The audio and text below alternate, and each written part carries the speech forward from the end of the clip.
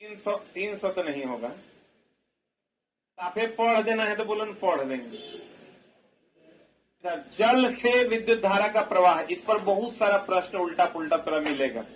सबसे पहले तो तुम ये जान लो 211 में एनोड, ये चला तुम समझ लो ना, साइंस तो ये पार से पार पढ़ रहा है, पढ़ भी रहा है, ऑनलाइनर भी पढ़ रहा है साथ में, और सारे डाउटेबल चीजों को भी खत्म कर देगा तुम 10 क्लास में।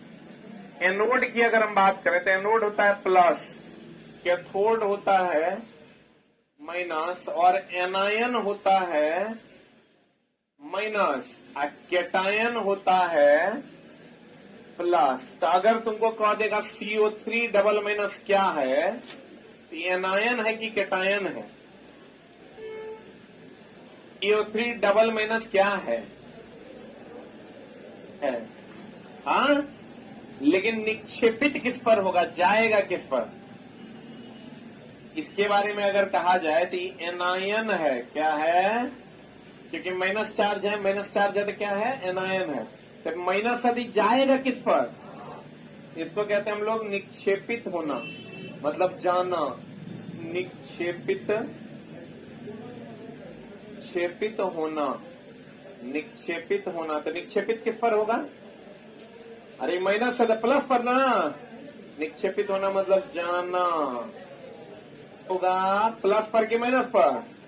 प्लस पर। तब बताओ, zinc plus plus, Zn plus plus, NCERT का क्वेश्चन है, जिंक प्लस प्लस किस पर विक्षेपित होगा? ये प्लस है तो माइनस पर जाएगा, यानी किस पर? कैथोड पर ना। आई प्लस है तो कैटायन है कि एनायन? क्या है? बुझाया? नहीं बुझाया? ऑक्सीजन पर होता है माइनस चार्ज, कौन चार्ज? तो माइनस चार्ज होता है तो क्या है? एनायन। आई निक्षेपित किस पर होगा? माइनस है तो प्लस पर, यानी एनोड पर। किस पर? और अगर कह देगा हाइड्रोजन, हाइड्रोजन पर कौन चार्ज? Plus charge. आप प्लस चार्ज है मतलब ये क्या है? कैटायन। आप प्लस है तो निक्षेपित किस पर होगा? माइनस पर, कैथोड पर। खानदान का सवाल यही है, ऑन एन एवरेज अगर हम बात करें तो जिस पर माइनस चार्ज होगा वो प्लस पर जाएगा, जिस पर प्लस चार्ज होगा वो माइनस पर जाएगा, जिस पर माइनस चार्ज होगा वो एनायन है, जिस पर प्लस चार्ज होगा वो कैटायन है। ध्यान से देखो तुम, एनोड प्लस है जबकि एनायन माइनस है, कैथोड प्लस है जबकि कैटायन माइनस, कैथोड माइनस है जबकि कैटायन प्लस है। जल्दी क्वेश्चन कह रहा है, क्या कह रहा है ये प्रश्न? कह रहा है मेरी जान कि जल में से विद्युत धारा प्रवाहित करने पर O2 और H2 गैस क्रमशः धन और ऋण ध्रुव पर निकलता है, ऋण ध्रुव पर निकलता है। देखो O पर होता है माइनस चार्ज, S पर होता है प्लस चार्ज। तो O पर माइनस यदि किस पर निकलेगा? माइनस यदि प्लस पर निकलेगा। हाइड्रोजन पर प्लस है तो किसकी ओर निकलेगा? माइनस। तो ये माइनस प्लस है तो यहाँ देखो प्लस माइनस है। ऐसा ही क्वेश्चन पूछता है, क्रमशः धन ऋण, ऋण धन, धन धन, ऋण ऋण। बुलंदे बना दीजिएगा ना। सस्ते धातु पर, अब देखो क्वेश्चन पूछता है किस धातु पर किस धातु की लेप लगाते हैं? सस्ते धातु पर महंगे धातु की लेप लगाते हैं। कभी भी चांदी पर सोने की लेप लगाएंगे? नहीं लगाएंगे। पगला, चांदी पर सोने का लेप लगाना है लेकिन सोने पर चांदी का लेप नहीं लगाता। जब भी लगाना है सस्ते धातु पर महंगे धातु की परत चढ़ना विद्युत लेपन, इलेक्ट्रोप्लेटिंग कहलाता है। और यह केवल और केवल किस पर होता है? डीसी पर। आज जिसका परत चढ़ाना होता है उसका लेते हैं एनोड। क्या लेते हैं? आज जिस पर परत चढ़ाना होता है उसका लेते हैं कैथोड। जल्दी से लिख लो। लेपन की अगर हम बात करें, देख लो ऐसे याद रखना इसको, जीस कॉमन है, पहले क कि पहले प? पहले क तो पहले ए, और में पहले ए ना, बाद में प तो बाद में के। तो जिसका एनोड, जिस पर कैथोड। अब कहता है सस्ते धातु पर महंगे धातु की परत चढ़ाना विद्युत लेपन कहलाता है। और ये केवल किसके साथ होता है? डीसी के साथ। जब एम्बर एक प्रकार का रड है, एम्बर एक प्रकार का क्या है? चला रड, वो फर्श से रगड़ा जाता है। तो जैसे हम लोग कहते हैं, देखो किसी भी चीज को किसी चीज से रगड़ना, इसको हम लोग घर्षण विद्युत या अस्थिर विद्युत आवेश जनरेट होता है। देख लो, रगड़ से जो विद्युत होता है, अब यही एम्बर हो, पेन को माथे से रगड़ना हो, कांच के टुकड़े को रेशम के कपड़े से रगड़ना हो, कहीं पर भी रगड़ होगा ना तो घर्षण विद्युत जनरेट होगा। इसको अलग से लिख लो, कौन जनरेट होगा? घर्षण विद्युत उत्पन्न होता है, घर्षण विद्युत उत्पन्न होता है। कहीं पर भी रगड़ होगा तो घर्षण विद्युत या अस्थिर विद्युत उत्पन्न होता है। कौन विद्युत उत्पन्न होता है? अस्थिर विद्युत उत्पन्न होता है। कहीं पर भी रगड़ होगा तो रगड़ के जब भी विद्युत धारा उत्पन्न होगा, घर्षण विद्युत या घर्षण अस्थिर विद्युत। और इसकी खोज किसने की थी? थेल्स ने। खोज किसने की थी? चला थेल्स ने। जब एम्बर, किसी को भी किसी से रगड़ो ना, वो मत याद रखो किसको किससे रगड़ना। वो चीज ध्यान रखिएगा, लिख लिए। कांच के टुकड़े को जब रेशम के कपड़े से रगड़ा जाता है, कांच का टुकड़ा इलेक्ट्रॉन का क्या करता है? त्याग। और रेशम का कपड़ा इलेक्ट्रॉन ग्रहण। और जो त्याग करेगा उस पर धन आवेश, और जो ग्रहण करेगा उस पर ऋण आवेश। ये पता है ना? इसी तरीके से कह देगा, अगर कपड़ा कपड़ा टाइप रहे ना तो समझ लेना ग्रहण करेगा, कांच कांच रहे, ठोस का टुकड़ा रहे तो समझ लेना त्याग करेगा। जैसे यहां तुम देख लो, एम्बर एक प्रकार का रड है, तो रड है मतलब ये कांच का टुकड़ा हो गया, बोलवे नहीं करेगा। आई देखो, फर से रखो, फर से, फर समझते हो? रुइया। अरे फर मतलब रुइया, तो रुइया से रगड़ेंगे, रुइया कैसा बिहेव करेगा? रेशम के कपड़े के जैसा, बोलवे नहीं करेगा। कांच का टुकड़ा इलेक्ट्रॉन का त्याग की ग्रहण, और रेशम का कपड़ा इलेक्ट्रॉन ग्रहण। सजातीय आवेश, एक देखो, ये तो हम लोग कहते हैं ना, समान आवेश एक दूसरे को विकर्षित करते हैं और समान आवेश एक दूसरे को आकर्षित करते हैं। सुना है कि नहीं? प्लस प्लस में विकर्षण, प्लस माइनस में आकर्षण। तो सजातीय का मतलब भी समान ही होता है। विजातीय मतलब अलग अलग। सजातीय मतलब समान, विजातीय मतलब अलग अलग। कहता सजातीय आवेश एक दूसरे को प्रतिकर्षित, यानी सजातीय मतलब प्लस प्लस, खाली वर्ड बदल देगा। और विजातीय आवेश एक दूसरे को क्या करते हैं? आकर्षित। चुंबक की पहचान विकर्षण है, याद रखना। चुंबक की पहचान जो है, चुंबक की पहचान जो है, ये क्या है? विकर्षण। चुंबक की पहचान क्या है? चला, विकर्षण।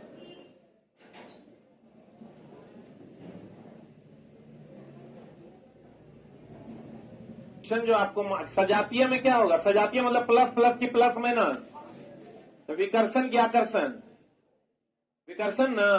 अविजातीय मतलब प्लस माइनस, तो क्या होगा? आकर्षण। तो कहते हैं चुंबक की असली पहचान क्या है? विकर्षण। विद्युतदर्शी से, नाम है विद्युतदर्शी। विद्युत का प्रवाह मतलब इलेक्ट्रॉन का प्रवाह। किसका प्रवाह? तो विद्युतदर्शी से हम लोग आवेश का को देखते हैं। किसको देखते हैं? आवेश के प्रवाह को देखते हैं। तो कहता है विद्युतदर्शी किसी वस्तु में आवेशित होने का पता लगाया जाता।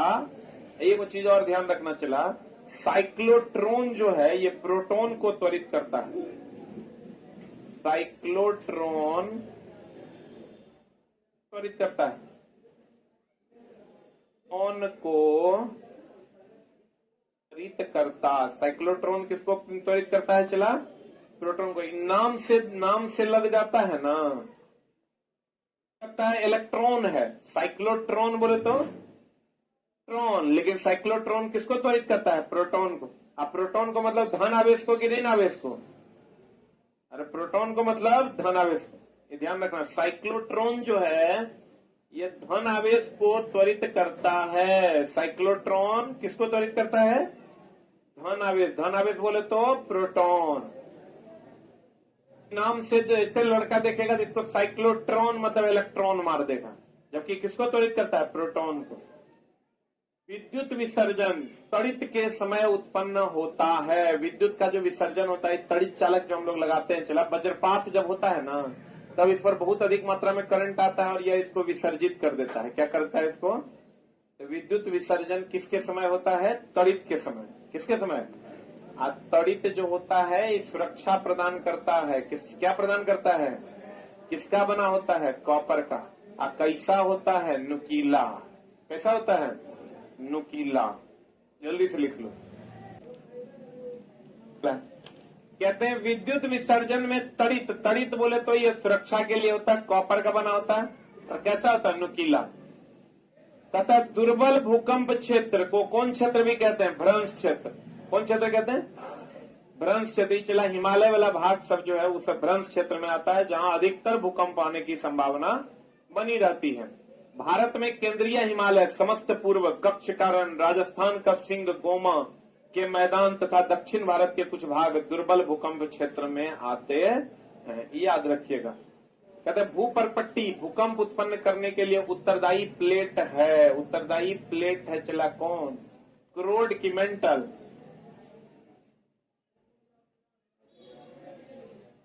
और जिसको आप क्रोड भी कहते हैं। भूपरपट्टी भूकंप उत्पन्न करने के लिए उत्तरदायी प्लेट कौन है, कोर है। कहते हैं चिकने पृष्ठ। ये चला यहां से क्वेश्चन आता है, ध्यान देना। एक होता है नियमित परावर्तन, एक होता है अनियमित परावर्तन। परावर्तन कितने प्रकार का होता है, दो प्रकार का है। एक होता है चिकना सतह पर, कौन सतह पर चला, एक होता है चिकने सतह पर परावर्तन और एक होता है खुरदरे सतह पर परावर्तन।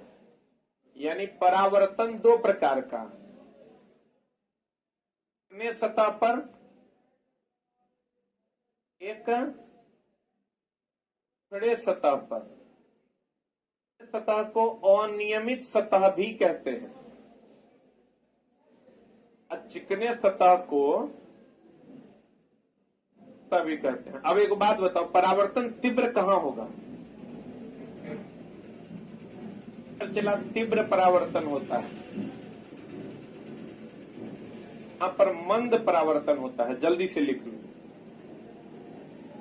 परावर्तन का नियम किस दर्पण के लिए मान्य है, सभी दर्पण के लिए।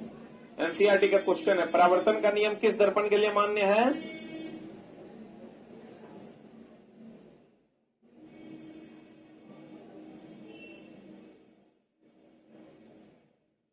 चिकना और नियमित सतह। एक होता है रुखड़ा और नियमित सतह। चिकने सतह पर तीव्र परावर्तन होगा और रुखड़े सतह पर क्या होगा, मंद परावर्तन। ये सतह दो प्रकार का, एक चिकना और दूसरा रुखड़ा। चिकना को कहते हैं नियमित सतह, रुखड़ा को क्या कहते हैं, अनियमित सतह। तो बताओ परावर्तन का नियम दोनों पर लगेगा कि किसी पर नहीं लगेगा। परावर्तन का नियम हर दर्पण पर लगेगा और अपवर्तन का नियम हर लेंस पर लगेगा। बोलो ना, अपवर्तन का नियम जानते हो ना, आपतित किरण, अपवर्तित किरण, अभिलंब तीनों एक तल में होगा, साइन आई बटा साइन आर बराबर म्यू। अब परावर्तन का नियम है आपतन कोण परावर्तन कोण के बराबर, आपतित किरण, परावर्तित किरण, अभिलंब तीनों एक तल में। पता है नहीं? आज बताओ चला एकदम सिंपल सी बात कि दर्पण में परावर्तन की अपवर्तन, दर्पण में क्या, लेंस में क्या, लेंस में क्या रे, अपवर्तन में परावर्तन, लेंस में अपवर्तन। काहे कि लेंस में प्रकाश आर पार जाता है ना। चश्मा आपका लेंस है, घर में जो रखे हैं वो दर्पण है। आप प्रकाश सतह से टकराकर वापस आ जाता थी, क्या है, परावर्तन। तो दर्पण में परावर्तन की अपवर्तन, लेंस में अपवर्तन। सही कि गलत?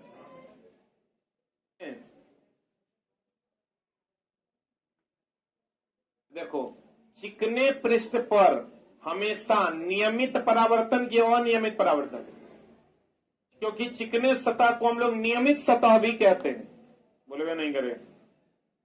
खुरदरे या अनियमित पृष्ठ से विसरित परावर्तन या अनियमित परावर्तन होता है। परितारिका, परितारिका जानते हो, यह आंख है आपका। लोग ये जानते हैं कि अगर आंख में आप देखना चाहते हैं तो ये वाला भाग, सफेद नहीं, काला वाला भाग, ये वाला भाग को हम परितारिका कहते हैं। हम लोग ये जानते हैं कि ये काला रंग का भी होता है, नीला रंग का भी होता है और भूरा रंग का भी होता है। तो भूरा आंख वाला आदमी तो देखे होंगे आप, काला आंख वाला भी, नीला आपको हम देखते होंगे।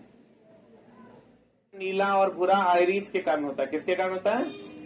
और अब क्वेश्चन ये रहेगा तुमको कि क्या इसके कारण सिर्फ आंख का रंग होता है या ये प्रकाश को नियंत्रित भी करता है? तो परितारिका नेत्र में प्रवेश करने वाले प्रकाश की मात्रा तथा आंख के रंग के लिए उत्तर रही है। मतलब ये प्रकाश की जो मात्रा है, प्रकाश की मात्रा को भी नियंत्रित करता है, ये भी करता है।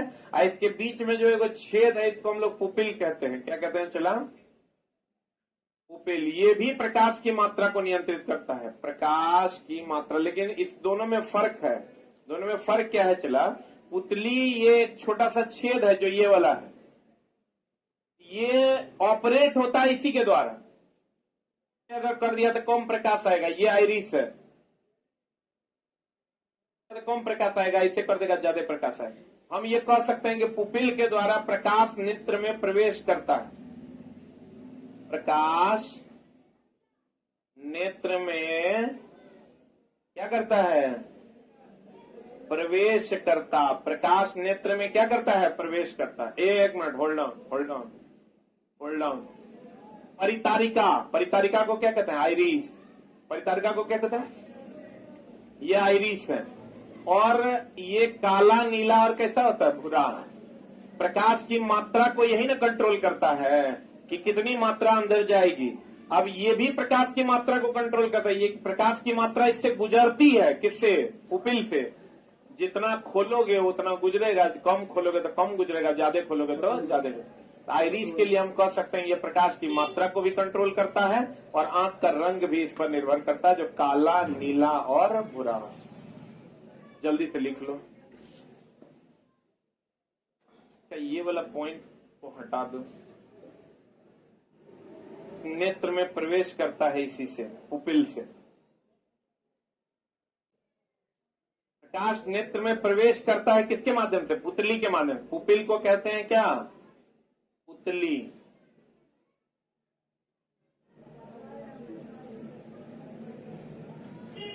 को क्या करते हैं? चला पुतली।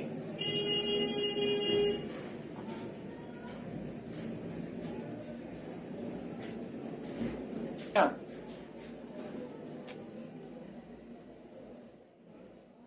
हाँ, अब देखो चला, आंख में ये जो आपका रेटिना है, आपका चला जी कॉर्निया है। ये क्या है? सबसे बाहरी भाग को क्या कहते हैं? कॉर्निया। इसी को हम लोग नेत्रदान में यूज करते हैं। किसमें यूज करते हैं? सबसे पीछे वाले भाग को क्या कहते हैं? रेटिना। इसमें दो प्रकार की कोशिका है, एगो क्षण कोशिका, एगो होता है शंकु कोशिका। चला, क्षण कोशिका को ही सलकाएं कहते हैं।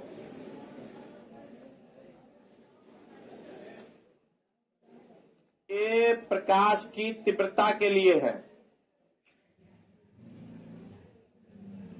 प्रकाश की तीव्रता के लिए। शंकु कोशिका प्रकाश के रंग के लिए। एगो बात बताओ, रात में जो आप किसी चीज को देखिएगा तो आपको तीव्र प्रकाश चाहिए कि कम प्रकाश चाहिए?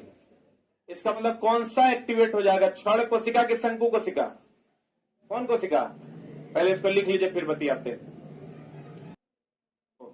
शंकु कौन चला? जो तीव्र प्रकाश, देख लो, तथा सलकाएं मंद प्रकाश के लिए सुग्राही होती है। इस चीज का भी ध्यान रखना। शंकु थोड़ा बहुत प्रकाश के लिए भी सुग्राही होता है, लेकिन तीव्र प्रकाश तथा सलकाएं जो है वो मंद प्रकाश के लिए सुग्राही होती है। जबकि शंकु कोशिका का मेन काम क्या है? रंग के लिए। किसके लिए? कहता शंकु रंग के लिए भी उत्तरदायी होता है। किसके लिए? रंग के लिए। अब क्षण कोशिका तीव्रता के लिए। तथा तितली के बड़े नेत्र वास्तव में सहसों छोटे नेत्रों से मिलकर बना प्रतीत होता है। तितली का जो आंख है चला, उसमें बहुत सारी आंखों से मिलकर बना हुआ वो प्रतीत होता है। प्रतीत होता है, होता नहीं है। उसमें जब आप तितली की आंखों को देखिएगा, अब क्या इतना ध्यान से देखेगा, तितली की आंखों को देखिएगा तो उसमें बहुत सारे नेत्र से मिलकर वो आंख बना हुआ लगेगा, जबकि वो एकलौता आंख है, प्रतीत ऐसा होता है। कहेगा ऐसा कौन सा जानवर है जिसका नेत्र बहुत सारे नेत्रों से मिलकर बना प्रतीत होता है? कहेंगे कौन? तितली। कौन? Rare of the rarest question है। जैसे हम तरह बोले ना, मिट्री पद्धति का खोज कहाँ हुआ था? फ्रांस में। कहीं उसेंट टूसेंट भूसेंट कहीं नहीं है, एसकेजा फैसकेजा कहीं नहीं है, लेकिन अब 5वें एडिशन में रहेगा। रात्रि में देखने वाले, इस बार का बीपीएससी टीआरई 3.0 का क्वेश्चन है।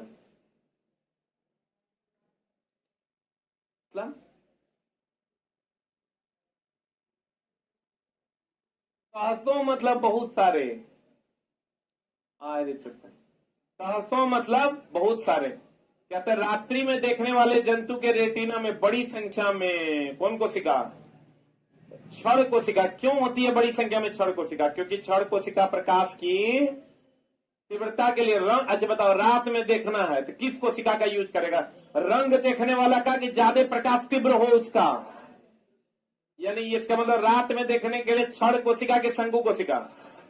हम बोले थे क्षण कोशिका जो है ये प्रकाश की तीव्रता की रंग, शंकु कोशिका प्रकाश के रंग के लिए जिम्मेवार है। तो रात में हमको प्रकाश की तीव्रता चाहिए ज्यादा कि रंग चाहिए ज्यादा?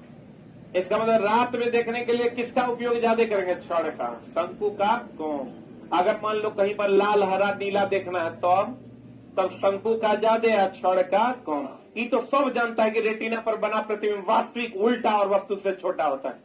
रेटिना में 2 प्रकार की कोशिका होती है, एगो क्षण कोशिका, एगो शंकु कोशिका। क्षण कोशिका प्रकाश की तीव्रता के लिए, शंकु कोशिका प्रकाश के रंग के लिए। क्वेश्चन दे देगा, बताइए रात में देखना है किस कोशिका का ज्यादा प्रयोग करेंगे? लड़का का आगे माई के माई तो पढ़वे नहीं किए हैं, क्षण कोशिका, क्योंकि क्षण कोशिका प्रकाश की तीव्रता के लिए उत्तरदायी होता है और शंकु कोशिका प्रकाश के रंग के लिए। रात में देखने के लिए कौन कोशिका? क्षण कोशिका। दिन में देखने के लिए शंकु कोशिका। मतलब कम रोशनी में देखना है तो क्षण कोशिका का यूज करेंगे, लेकिन बहुत ज्यादा नहीं। लेकिन रात में अगर देखना है तो कौन कोशिका? क्षण कोशिका। और रंग देखने के लिए कौन सा? कहता रात्रि में देखने वाले जंतु में रेटिना में बड़ी संख्या में क्षण कोशिका तथा कम मात्रा में। इसके विपरीत दिन में देखने वाले जंतु में होता है। दिन में देखने वाले जंतु में शंकु कोशिका ज्यादा, क्षण कोशिका कौन? ऐसे याद रखो ना कि रात में देखना है तो अधिक प्रकाश देखना है, अधिक प्रकाश देखना है तो तीव्रता के लिए जो जरूरी है वो यूज करेंगे। तीव्रता के लिए कौन कोशिका जरूरी है? क्षण कोशिका। क्लियर? के अणु में गति के कारण ताप उत्पन्न होता है। क्वेश्चन भी आता है, बड़ा मगज हिला के जाएगा। अणुओं में गति के कारण ताप उत्पन्न होता है। इस बार बीपीएससी टीआरई का क्वेश्चन है कि घर्षण से क्या उत्पन्न होता है? ऊष्मा। घर्षण से क्या उत्पन्न होता है? तो देखो एक बात बताओ, कुत्ता के पेट से हाथी के बच्चा निकलेगा? ध्यान देना, ताप ऊर्जा नहीं है, ऊष्मा एक प्रकार की ऊर्जा है। ऊष्मा एक प्रकार की, हम कह रहे हैं भैया कि अणुओं की गति से, किससे चला? अणु की गति से क्या उत्पन्न होगा? क्या उत्पन्न होगा? ताप। अणु की गतिज ऊर्जा से, अणु की गतिज ऊर्जा से उत्पन्न होगा ऊष्मा, क्योंकि ऊष्मा एक प्रकार की ऊर्जा है। एक क्वेश्चन जब आएगा चला तो मामला गड़बड़ा देगा।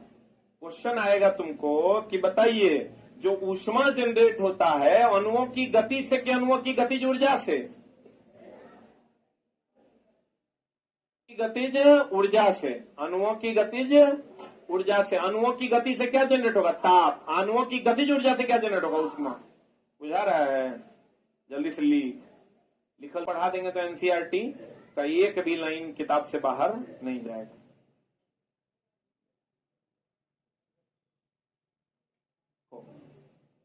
सकते हैं कि अणुओं की गति से ताप उत्पन्न होता है। अरे इधर अणुओं की गति से क्या उत्पन्न होता है? ताप। लेकिन ताप से गतिज ऊर्जा बढ़ जाती है। ये दोनों अलग अलग लाइन। जैसे अगर टेम्परेचर आप बढ़ाइएगा, क्या बढ़ाइएगा? टेम्परेचर बढ़ाइएगा तो गर्म खाने की गंध तेजी से फैलती है कि धीरे धीरे? तेजी से फैलती है। इसका मतलब ताप बढ़ाने से अणुओं की गतिज ऊर्जा बढ़ जाती है। दोनों अलग अलग बात है। लेकिन देखो बढ़िया से, गतिज ऊर्जा का संबंध ताप से है, लेकिन यहां ताप का संबंध गति से है। अलग अलग है। हम कहते हैं अणुओं की गति बढ़ेगी तो क्या बढ़ेगा?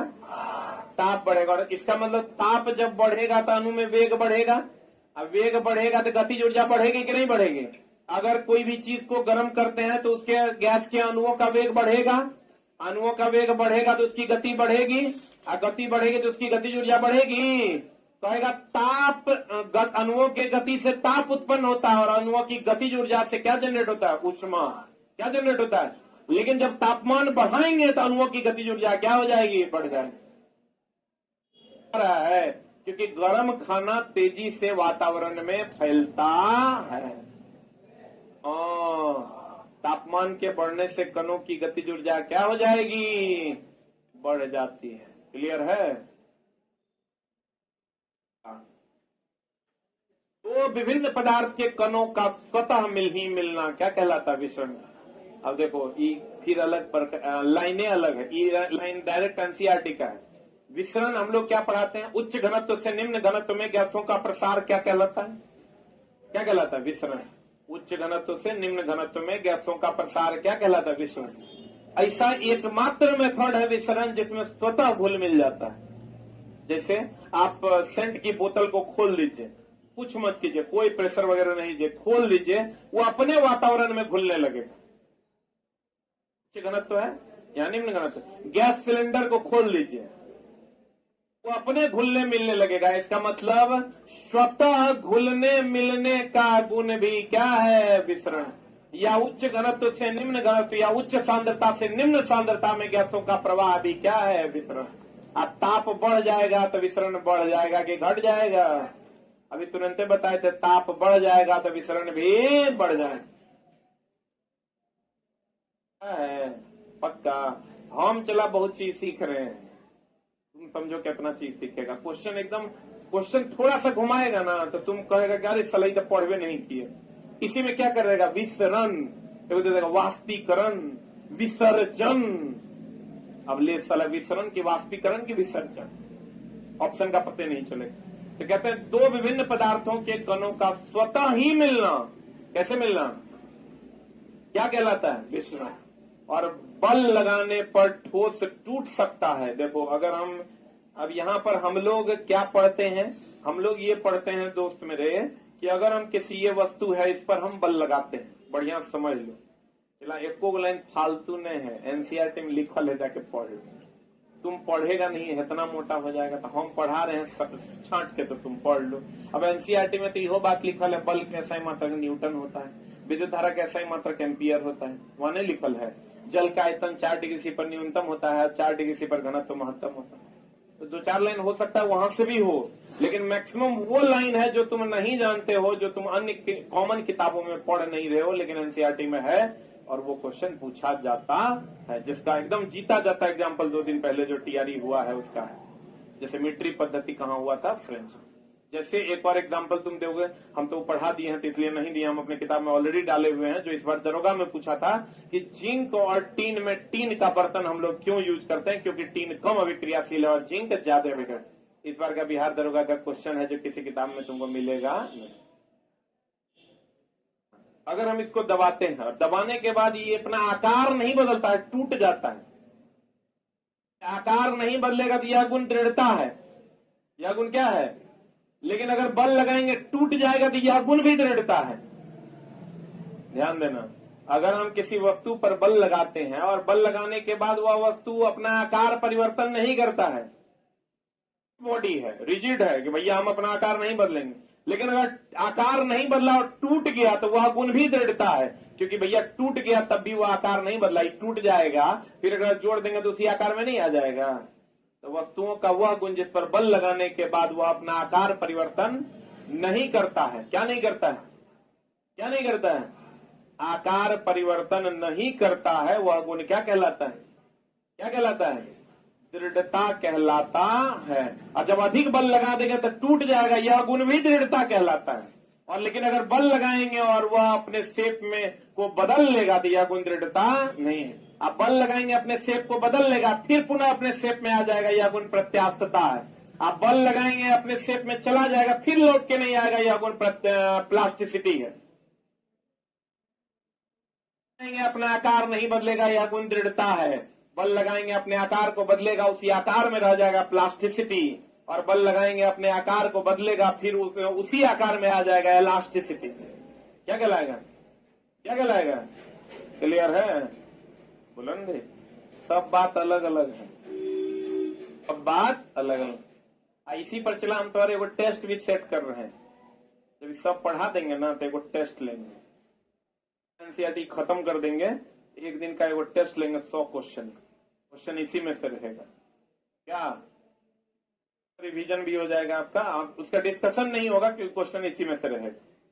फिर कहता है चला बल लगाने पर ठोस टूट सकता है लेकिन इसका आकार नहीं बदलता है, इस गुण को क्या कहते हैं, क्या कहते हैं? और ऐसे पिंड को रिजिड बॉडी कहते हैं। कौन बॉडी कहते हैं? अत्यधिक रिक्त स्थानों के कारण गैसों का विसरण क्या होता है? बताओ, अगर गैस विसर्जित होगा, बहुत ज्यादा रिक्त स्थान होगा तो तेजी से होगा कि धीरे धीरे होगा? अब कहते हैं किसी ठोस पदार्थ का गलनांक उसके मध्य आकर्षण बल को दर्शाता है। अब देखो कितना सुंदर प्रश्न है। लोहा का गलनांक, एल्युमिनियम का गलनांक, हमको ये बताओ, जो जितना ज्यादा हार्ड होगा वो ज्यादा टेम्परेचर पर गलेगा कि कम पर? पक्का। जैसे टंगस्टन का गलनांक 3580 डिग्री सी और लोहा का गलनांक है 1200 डिग्री, है कि नहीं? तो मतलब जेकरा में आकर्षण बल बहुत तगड़ा होगा उसको ज्यादा हीट देके ना तो अलग करना पड़ेगा, जेकरा में आकर्षण बल कम है, कम में हीट देंगे अलग हो जाएगा। इसका मतलब आकर्षण बल जो है वो गलनांक पर निर्भर करता है। इसका मतलब अगर ज्यादा आकर्षण बल है, ज्यादा टेम्परेचर देके गलाना पड़ेगा, और अगर कम आकर्षण बल है कम टेम्परेचर पर गलाना पड़ेगा। इसका मतलब जिसका अपने अणुओं के बीच आकर्षण बल ज्यादा है उसका गलनांक ज्यादा, और जिसका अपने अणुओं के बीच आकर्षण बल कम है उसका गलनांक कम। आ रहा है ये बोरा में जा रहा है। कहते हैं किसी ठोस पदार्थ का गलनांक उसके मध्य आकर्षण बल को दर्शाता है। इसका मतलब अगर आकर्षण बल ज्यादा होगा, आकर्षण बल अगर ज्यादा होगा तो गलनांक क्या होगा? गलनांक ज्यादा होगा। जो जिसमें आकर्षण बल अगर ज्यादा होगा, आकर्षण बल अगर अधिक होगा तो कठोरता बढ़ेगा कि घटेगा? बढ़ेगा ना, क्योंकि जितना ज्यादा आकर्षण बल होगा कठोरता उतना ज्यादा होगा। बुझाइए नहीं रहा, बोलन रे। तो आंसर जल्दी से इसको लिख लो। आकर्षण बल गलनांक के सीधे क्या होता है? समानुपाती। अत्यधिक रिक्त स्थानों के कारण गैसों का विसरण तीव्रता से होगा कि धीरे धीरे होगा? तथा किसी ठोस पदार्थ का गलनांक उसके मध्य आकर्षण बल को दर्शाता है। किसी ठोस के गलने की प्रक्रिया, ये तो महाभिवियाई चला। एक चीज का ध्यान रखना, एक मिनट। अवस्था परिवर्तन में कहेगा क्या नियत रहता है? अवस्था परिवर्तन में आप क्या रहता है? नियत रहता है। और अवस्था परिवर्तन में दी गई उष्मा को गुप्त उष्मा कहते हैं। अवस्था परिवर्तन दी गई उष्मा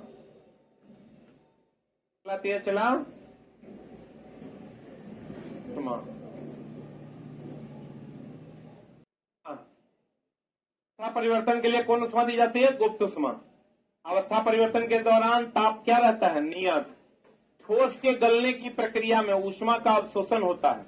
बताओ चला, फिर ये अलग अलग बात हो गया। ठोस की गलने की प्रक्रिया में तापमान क्या रहता है? समान। ये तो अलग बात है।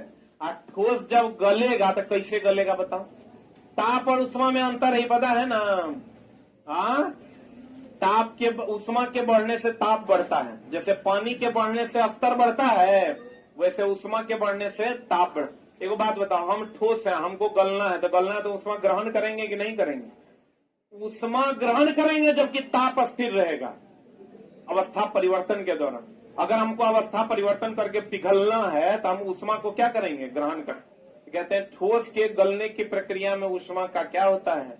अवशोषण होता है। और उष्मा का गलन संगलन की प्रसुप्त गुप्त उष्मा कहते हैं। उष्मा कहते हैं, उष्मा का गलन या संगलन जो होता है, इसको हम लोग कौन उष्मा के द्वारा डिनोट करते हैं? गुप्त उष्मा, जिसका फॉर्मूला होता है Q बराबर ml।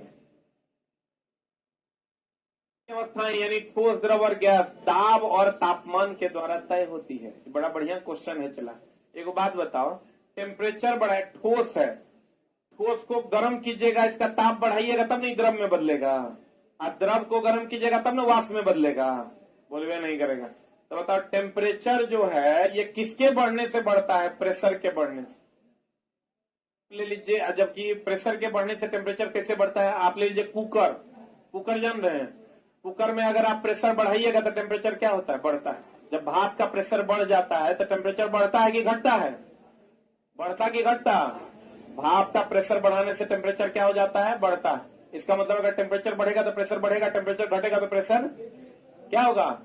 घटेगा। तो मेरे दोस्त कहते हैं अवस्था कब बदलेगा? ठोस, ध्यान देना। अब अभी तुम कहोगे पिछला ये सब गुण ज्ञान है, बढ़िया समझ लो। ठोस द्रव में बदलेगा तभी हम बोले तापमान नियत रहेगा, द्रव गैस में बदलेगा तो तापमान क्या रहेगा? नियत रहेगा। लेकिन कब? जब एग्जैक्ट ठोस द्रव में बदल रहा होगा तब। ठोस जो द्रव में बदलने के लिए तैयार होगा तो अपने तापमान को बढ़ाएगा। क्या? द्रव जब गैस में बदलने के लिए तैयार होगा तो भी अपने तापमान को बढ़ाएगा, लेकिन वह समय जब द्रव गैस में बदल रहा होगा उस टाइम तापमान नियत रहेगा। तो आप बताओ, ठोस को गर्म होना है तो उसमें शोषी की छेपी, हाँ, इसका मतलब इधर से इधर जब जाएगा तो उसमें शोषी की छेपी। ये क्वेश्चन थोड़ा मिलता होगा, चला हम भी करवाए हैं बहुत बार साइंस टेस्ट में। उष्मा छेपी। चला जब जब जब जब जब जब जब जब जब गैस से बनेगा द्रव तो ठंडा करना होगा कि गर्म? द्रव से बनेगा ठोस तो और ठंडा करना होगा, ठंडा करना होगा तो उष्मा निकालना होगा, उष्मा निकालना होगा तो उष्मा छेपी। नहीं करेगा। इधर देखो, इधर इधर इधर बढ़िया समझना, ये क्वेश्चन मिलेगा तोरा। ठोस द्रव में बदलेगा, द्रव किस में बदलेगा? गैस में। तो गर्म करना होगा कि ठंडा? तो गर्म करना होगा तो उष्मा लेगा तब ना गर्म करेगा, उष्मा शोषी। आज जब गैस द्रव में बदलेगा, ठोस में बदलेगा, ठंडा करना होगा, ठंडा करना होगा तो उष्मा निकालना होगा, और उष्मा निकालना होगा तो क्या हो जाएगा? उष्मा छेपी। बोलो हाँ, जल्दी से लिख लो।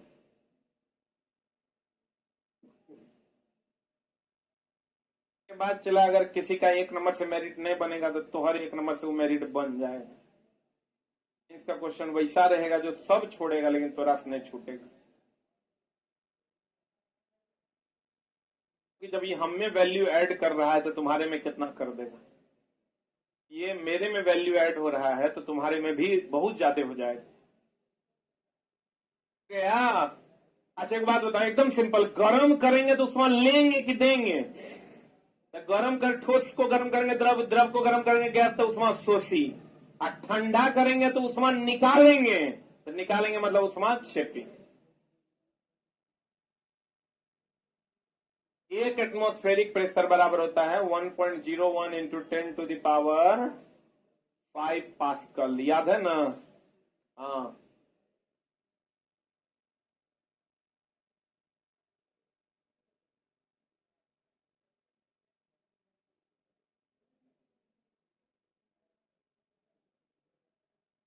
क्वथनांक। क्वथनांक समझते हो? क्वथनांक मतलब किसी चीज का खोलने का जो बिंदु होता है उसे हम लोग क्या कहते हैं? क्वथनांक। में झोल है। अब कोई चीज जिस बिंदु पर गलता है उसे क्या कहते हैं? गलनांक। क्या कहते हैं? गलनांक कहते हैं। कोई चीज जैसे पानी 100 पर खोलता है उसको क्वथनांक पानी का हो गया 100 डिग्री से। पानी का क्वथनांक कितना हो गया? 100 डिग्री। कहते हैं क्वथनांक से कम तापमान पर, जैसे मान लो पानी का क्वथनांक कितना है? 100 डिग्री सी। इससे कम तापमान पर द्रव के वाष्प में परिवर्तित होने की प्रक्रिया। द्रव, क्वेश्चन आता है वाष्पीकरण किस तापमान, एनसीईआरटी का क्वेश्चन है, वाष्पीकरण किस तापमान पर होता है? निम्न तापमान पर, उच्च तापमान पर, क्वथनांक पर, के सभी तापमान पर। आप कहोगे ये कैसे गुरुजी? ये एनसीईआरटी का क्वेश्चन है। बोलोगे गुरुजी कैसे? तो किसी चीज को तुम गर्म करो तो गर्म करोगे, जैसे तुम आग जलाओगे ना थोड़ा थोड़ा वाष्प निकलना शुरू हो जाएगा। तो बोलो हाँ कि ना? आप कभी खाना बनाए हैं ना? डेली बनाते होंगे। लाज नहीं लगता है रोटी बेलने में? आज क्या लगना है? बोले मेरा कर्म है। साला कर्मो ऐसा मिला रोटी बेलने वाला रहे। लेकिन कोई बात नहीं, भगवान तुम्हारी आत्मा को शांति दे। मेरे दोस्त की कम क्वथनांक से कम तापमान पर, यानी वाष्पीकरण किस बिंदु पर? निम्न पर की, मध्यम पर की, उच्च पर की, सभी पर? ये लिख लो, वाष्पीकरण सभी तापमान पर होता है।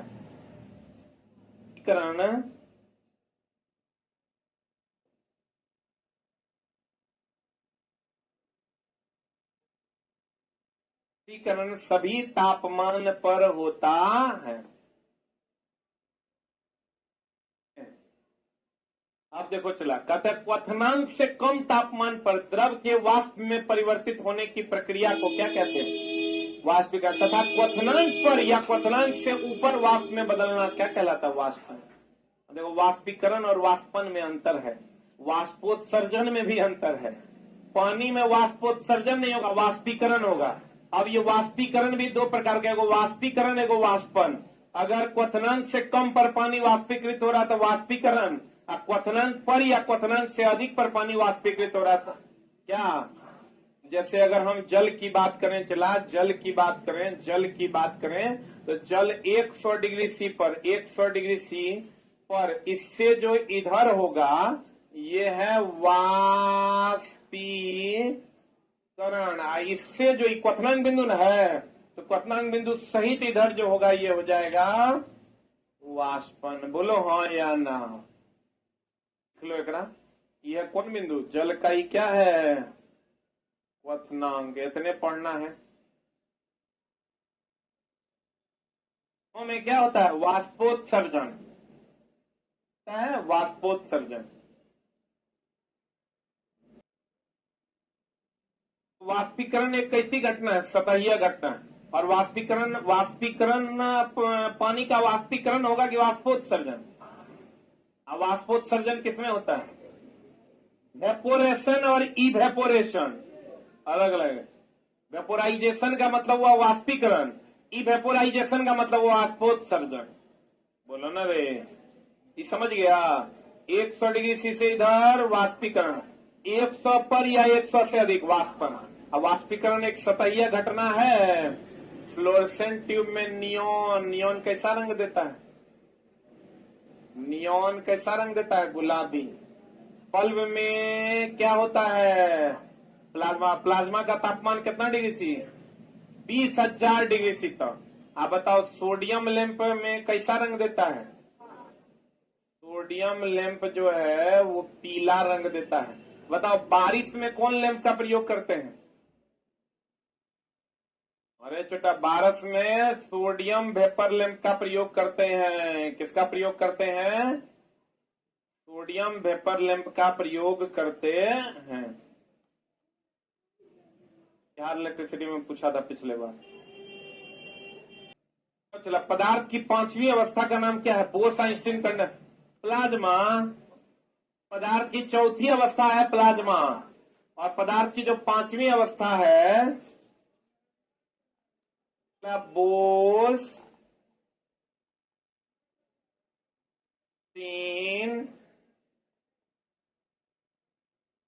कंडेंसेट। अब बताओ इस अवस्था का प्लाज्मा अवस्था का तापमान बहुत उच्च की बहुत निम्न, लेकिन बोस-आइंस्टीन कंडेंसेट का तापमान निम्न। इसका ध्यान रखना। कहते हैं कम घनत्व तथा कम ताप पर पदार्थ को ठंडा करने से बोस-आइंस्टीन कंडेंसेट तैयार किया जाता है। अवस्था का तापमान ज्यादा की कम? आज बताओ, ठोस से द्रव बनेगा, द्रव से गैस बनेगा, गरमाना होगा कि ठंडाना? गरमाना होगा तो उष्मा शोषी की छेपी, और उल्टा करेंगे तो उष्मा छेपी। जब उष्मा निकालना है मतलब उष्मा छेपी। क्या? अच्छा बताओ, चलो ठोस से सीधे गैस में बनेगा ऊर्ध्वपातन, समझ लो चला कि पूरा दिन तुम साइंस पढ़ो ना पढ़ो, ये 1 घंटा तुम्हारे लिए बहुत इंपॉर्टेंट होगा। फोर्स से सीधे गैस में बदल जाएगा। फोर्स गैस में तब बदलेगा जब उसमें लेगा कि देगा। गरमाएगा तब ना बनेगा, तो लेगा मतलब उष्मा शोषी, यानी ऊर्ध्वपातन अभिक्रिया क्या है? उष्मा शोषी अभिक्रिया है। कौन अभिक्रिया है? हाँ देखो, एक होता है क्रोमेटोग्राफी, एक होता है क्रोनोलॉजी। दोनों अलग अलग शब्द है। रंगों को अलग करना क्रोमेटोग्राफी और समय की पहचान करना क्रोनोलॉजी। दोनों अलग अलग है। समय की पहचान, समय की पहचान सुना होगा, जो चला करंट अफेयर्स वगैरह जो आता है ना, हर महीना लिखल रहता है करंट अफेयर्स क्रोनिकल। क्रोनिकल मतलब वो हर महीने का है। समय की पहचान क्या बोले थे रे? क्रोनोलॉजी की पहचान, क्रोनोलॉजी। और मेरी जान, रंगों को पृथक करने की प्रक्रिया क्रोमेटोग्राफी। रंगों को पृथक करने की प्रक्रिया क्या? क्रोमेटोग्राफी।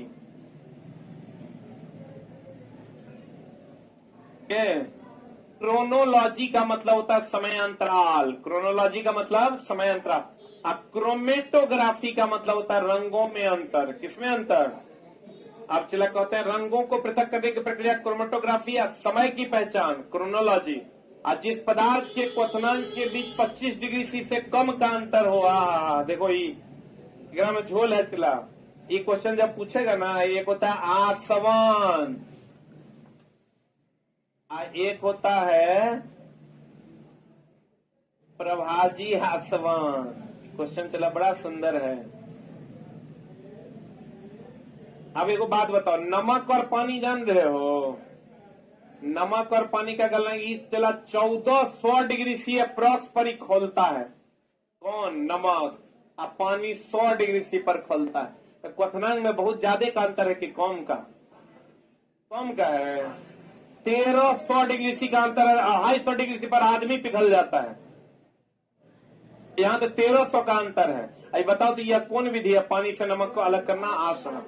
इसका मतलब आसवन विधि में क्वथनांक में अंतर ज्यादा का कि कम का? ये तब यूज करते हैं जब क्वथनांक में अंतर क्या हो? अधिक हो। आई तब यूज करते हैं प्रभाजी आसवन रूप। प्रभाजी आसवन होता है पेट्रोलियम से पेट्रोल डीजल केरोसिन। तो पेट्रोल डीजल केरोसिन में इस सब में क्वथनांक का अंतर 20 से 25 डिग्री सी का होता है। एक का जितना होगा दूसरे का उस सब में 25 डिग्री सी का अंतर है। इसका मतलब क्वथनांक में अंतर कम की ज्यादा? क्वथनांक में क्या रहेगा? क्वथनांक में अंतर कम। जल्दी 25 डिग्री सी का अगर अंदर रहेगा तो कितने किस पर टूटेगा? प्रभाजी आसवन पर।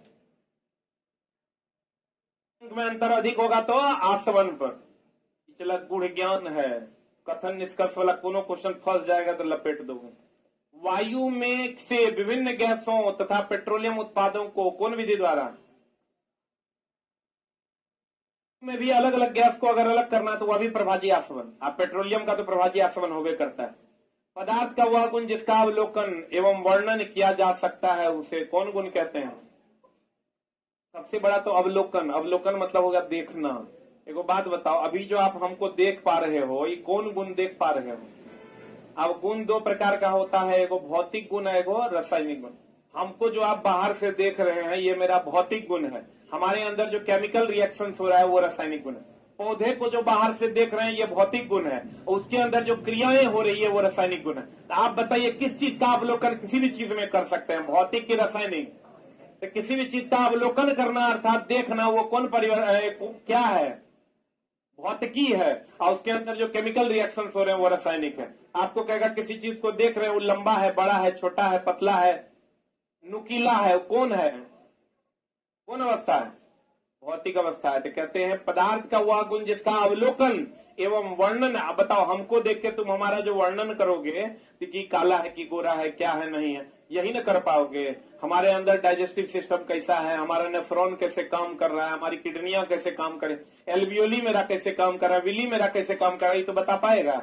इसका मतलब कि वर्णन किस गुण का किया जा सकता है? भौतिक गुण का। रासायनिक गुण का वर्णन करना संभव नहीं है। बुझा रहा है? भौतिक गुण मतलब हो गया आकार, जो रंग। देखो ये कितना सुंदर क्वेश्चन है। मोमबत्ती का जलना, एक मिनट, मोमबत्ती का जलना हम लोग क्या पढ़ते हैं? रासायनिक परिवर्तन। लेकिन अगर दोनों रहेगा तो दोनों आंसर हो जाएगा।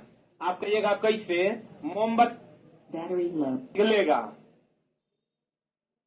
मोमबत्ती के जलने में जलना और पिघलना दोनों निहित है। तो अगर दोनों ऑप्शन में रहे तो भौतिक एवं रासायनिक दोनों परिवर्तन आंसर मारिएगा। अलग अलग रहेगा तो क्या मारिएगा? रासायनिक परिवर्तन रहेगा तो क्या मारिएगा? रासायनिक। अगर दोनों ऑप्शन में रहे तो इसका मतलब क्वेश्चन पूछने वाला ये पूछ रहा है कि पिघल रहा है तब न जल रहा है। तब मोमबत्ती का पिघलना कौन परिवर्तन? रासायनिक परिवर्तन। रॉबर्ट बॉयल पहले वैज्ञानिक थे जिन्होंने सन 16 प्रथम कौन शब्द दिया था? तत्व शब्द का प्रयोग किया था रॉबर्ट बॉयल। अणु शब्द का प्रयोग ओस्टवाल्ड। परमाणु शब्द का प्रयोग डेमोक्रिट्स। बात करें जिन्होंने तत्व शब्द का जो परिचय है, तत्व शब्द का परिचय कौन दिया था? Robert Boyle. और अगर परमाणु शब्द का परिचय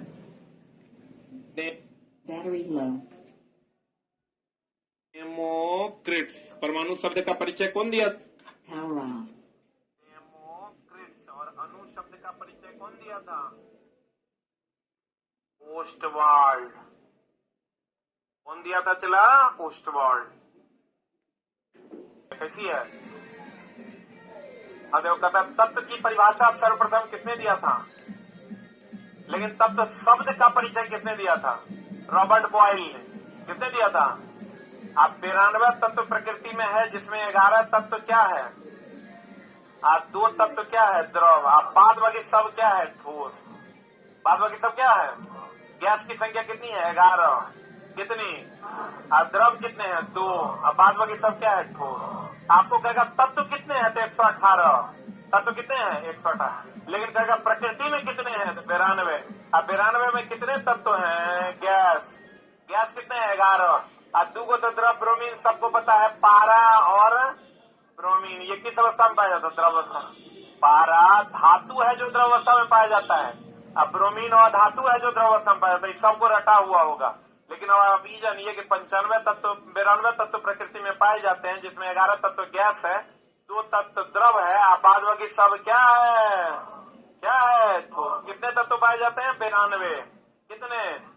और कितने तत्व गैस है? 11। कितने तत्व द्रव है? 2। बाद बाकी सब क्या है? ठोस। अब प्रकृति में कहेगा कितने तत्व है? 118। हाँ, कितने तत्व है कहेगा तो 118। प्रकृति में कितने तत्व है? 92। कितने तत्व हैं? 118। कितने तत्व हैं? 118। कितने तत्व हैं? कितने? हाँ, लिख लो। कुल तत्वों की संख्या,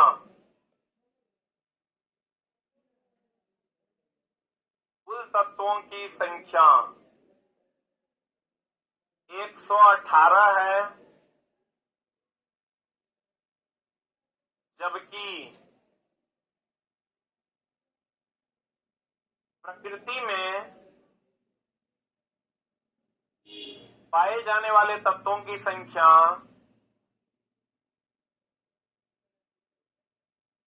प्रकृति में पाए जाने वाले तत्वों की संख्या 92 है। प्रकृति में पाए जाने वाले तत्वों की संख्या कितनी है? 92। कितनी है रे? पता है? H2S का नाम सुना है? यह एक रंगहीन गैस है जिससे सड़े हुए अंडे के जैसी गंध होती। किसके जैसी? अब बताओ, मछली में गंध किसके कारण? अमोनिया के कारण। मछली में गंध हाइड्रोजन सल्फाइड। और कभी कभी क्वेश्चन पूछता है H2S और HCl, ये गैस अवस्था में क्यों होते हैं? गैस अवस्था में होते हैं क्योंकि ये हाइड्रोजन बंधन नहीं बनाते। वहां भी है, क्योंकि ये हाइड्रोजन बंधन नहीं बनाते, क्योंकि ये क्या नहीं बनाते, हाइड्रोजन बंधन नहीं बनाते। H2S और HCl किस अवस्था में पाया जाता है? H2S और HCl गैस अवस्था में होते हैं, क्योंकि यह हाइड्रोजन बंधन नहीं बनाता। हाइड्रोजन बंधन कौन कौन बनाता है? फ्लोरीन, ऑक्सीजन और नाइट्रोजन, फोन। हाइड्रोजन बंधन बनाने के लिए चाहिए फ्लोरीन, ऑक्सीजन, नाइट्रोजन। और चला इसमें देखो ना फ्लोरीन है, ना ऑक्सीजन है, ना ही क्या है, नाइट्रोजन। इसलिए हाइड्रोजन बंधन नहीं बनाता, और जो नहीं बनाता है इसलिए किस अवस्था में पाया जाता है? गैस अवस्था में।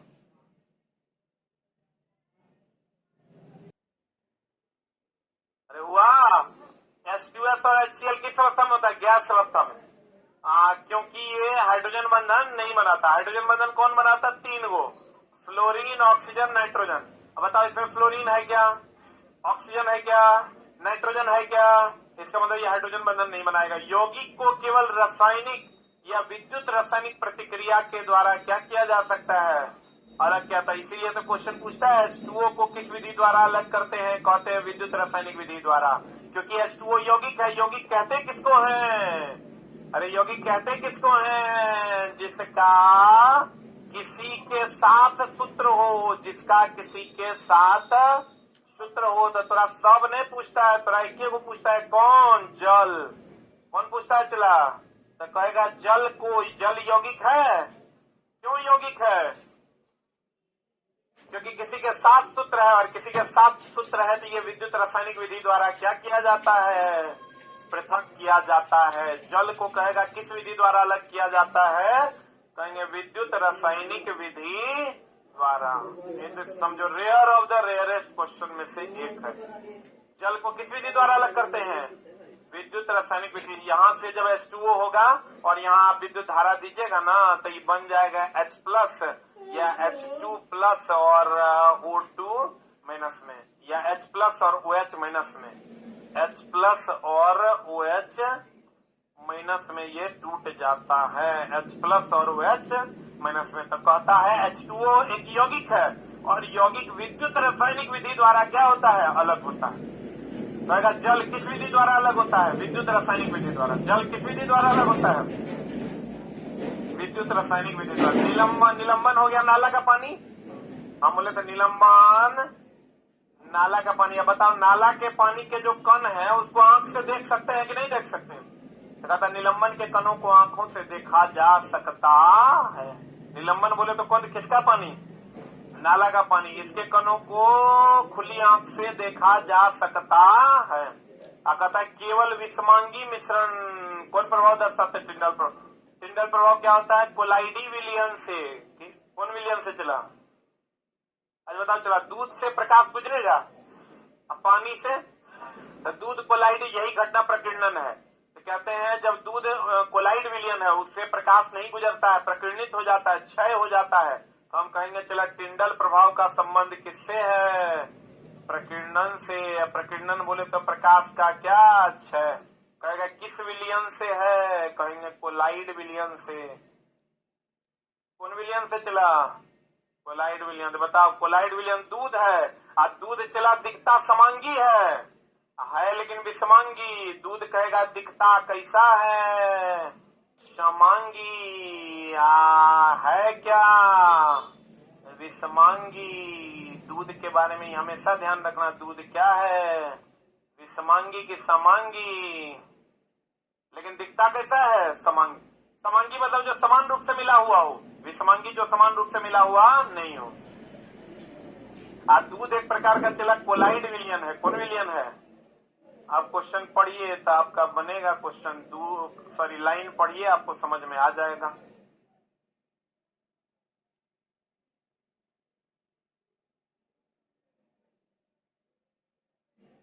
ये सब क्वेश्चन चला पूरा हॉल में एक आध लड़का बनाएगा कि दूध विषमांगी, क्योंकि कहीं पर सही तरीके से इसका कॉन्सेप्ट दिया हुआ नहीं। दूध विषमांगी इसलिए है चला कि दूध में जो वसा की गुल्लियां होती है वो मिलती नहीं है, इसलिए दूध दिखता कैसा है? समांगी। होता कैसा है? विषमांगी। अब हमको ये बताओ, टिंडल प्रभाव जो होता है कोलाइड विलयन में होता है। कोलाइड विलयन दूध है और दूध कैसा है, इसका मतलब टिंडल प्रभाव कैसे विलयन में होता है, समझ में आया।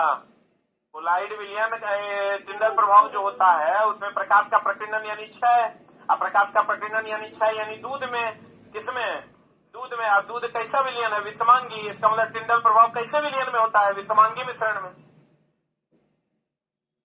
अरे बुझा रहा है, टिंडल प्रभाव कैसे मिश्रण में होता है, कैसे में, टिंडल प्रभाव विषमांगी मिश्रण में होता है। कुछ फायदा हो रहा है कि नहीं, कि बल कैसे मतलब न्यूटन है।